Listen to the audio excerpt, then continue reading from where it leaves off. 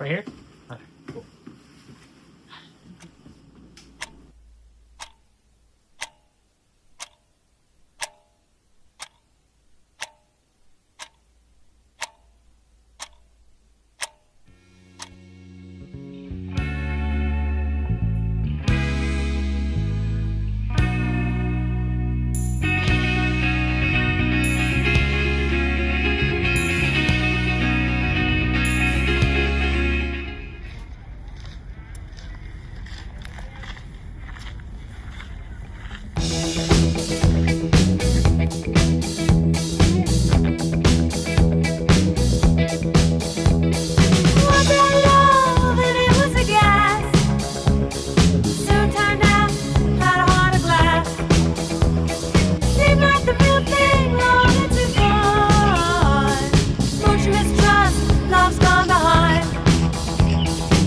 You know, it's functional. Everything works.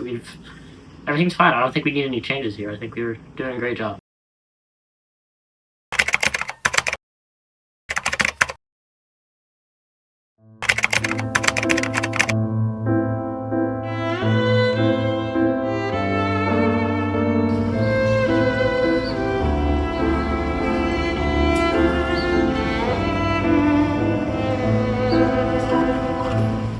I mean, we tested the environment in Black Rock Forest, and everything's fine. Everything's good. You know, all the levels are exactly how it should be.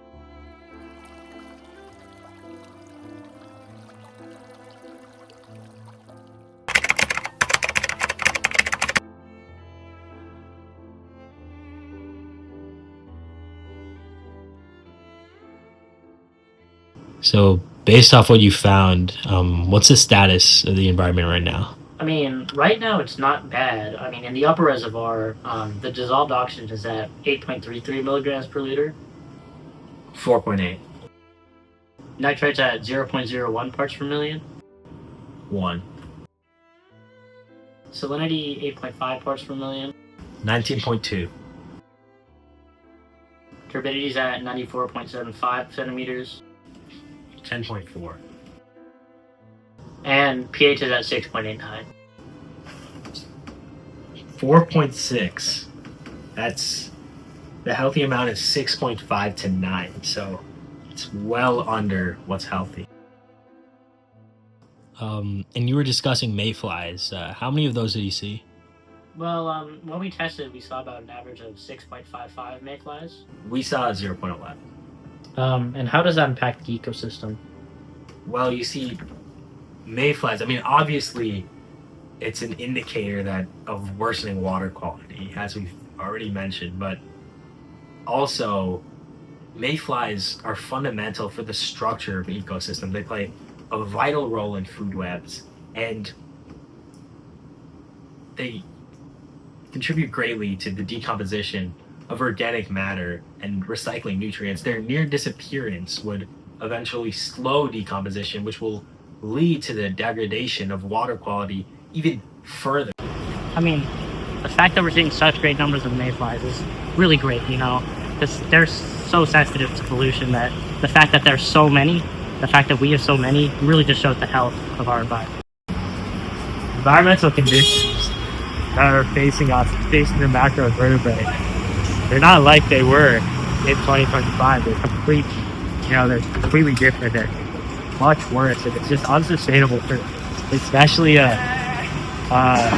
macroinvertebrate so sensitive to pollution and pollutants in the water, and like the mayfly, it's difficult for a species like that to survive in such an ecosystem.